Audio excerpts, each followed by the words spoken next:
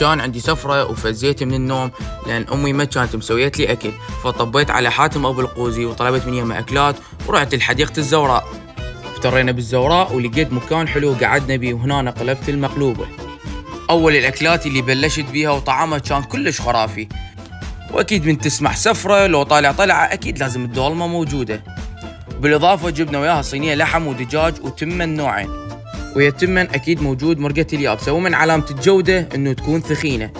بس فهموني هاي انتو شو تسموها، مرقة أسود لو تبسي؟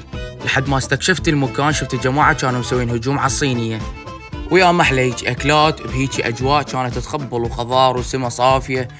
من انت بالزوراء لازم تزور حديقة الحيوانات على مود تكمل سفرتك وتصير فتشي. أول شي شفنا الدب، وهذا الحيوان اللي يشمر مثل الأسهمة، شنو انتو تسموه؟